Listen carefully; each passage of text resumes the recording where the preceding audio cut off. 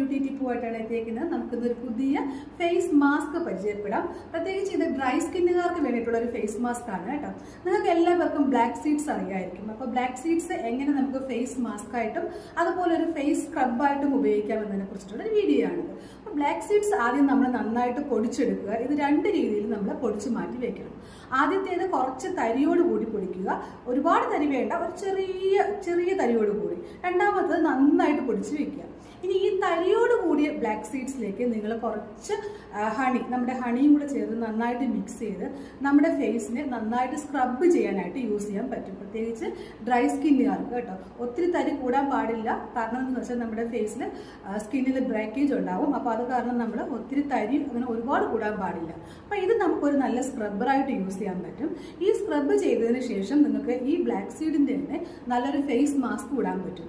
ഈ face mask use ചെയ്യാനായിട്ടാണ് നമ്മൾ നന്നായിട്ട് പൊടിച്ച് വെച്ചിരിക്കുന്ന ബ്ലാക്ക് സീഡ്സിലോട്ട് നമ്മുടെ ഹണി തന്നെ യൂസ് ചെയ്യാം. അത് നന്നായിട്ട് മിക്സ് ചെയ്ത് ഒരു ഫേസ് പാക്കായിട്ട് നമുക്ക് ഇടാൻ പറ്റും. അപ്പോൾ ഇതിൻ്റെ ഉപയോഗം എന്തെന്ന് പറഞ്ഞാൽ നിങ്ങളുടെ സ്കിന്നൊക്കെ നന്നായിട്ട് ഗ്ലോ ആകും. പിന്നെ ഏറ്റവും വലിയ പ്രത്യേകത ഭയങ്കര മോയ്സ്ചറൈസർ ആകും നിങ്ങളുടെ സ്കിന്നൊക്കെ. അതുപോലെ തന്നെ ഇതൊരു നല്ല ആൻറ്റി ഓക്സിഡൻറ്റ് കൂടിയാണ്.